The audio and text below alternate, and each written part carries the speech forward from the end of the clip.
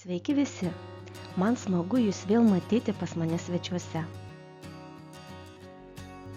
Šiandien pristatysiu 7 žingsnius skaitymo motyvacijai lavinti. Ir būtinai prenumeruokite kanalą, būsite visada pirmi sužinoti kažką naujo ir įdomaus.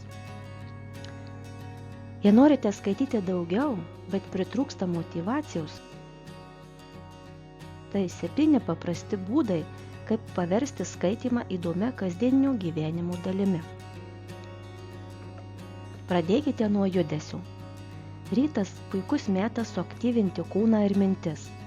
Sukurkite trumpą šokį pagal mėgstamą muziką ir pasidalinkite savo emocijomis su draugu. Tai ne tik geras būdas pabusti, bet ir pakels nuotaiką visai dienai. Skaitykite kasdien ir mokykitės naujų žodžių.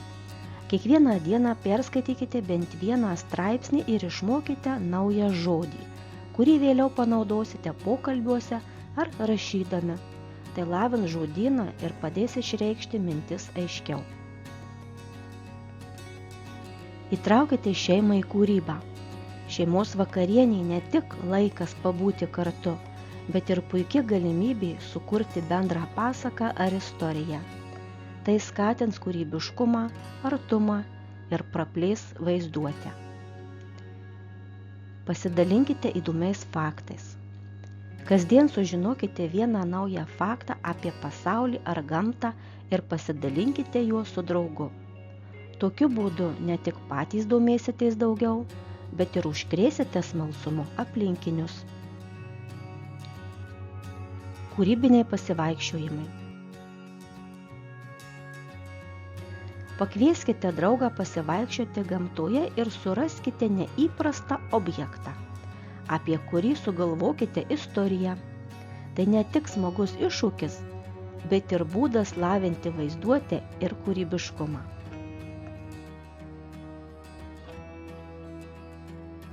Personažų portretai. Iš perskaitytų knygų pasirinkite vieną neutralų personažą ir sukurkite jų paslaptingą portretą. Apgalvokite, kaip jis galėtų atrodyti, kaip kalbėtų ar net kokia būtų jo istorija. Na ir 7. Sekmadienio kinas. Kiekvieną sekmadienį žiūrėkite naują filmą iš skirtingų kultūrų.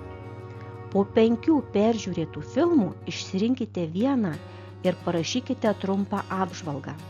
Kas labiausiai patiko, kokia buvo pagrindinė mintis. Tai padės jums ugdyti analitinį mąstymą ir geriau suprasti įvairias istorijas.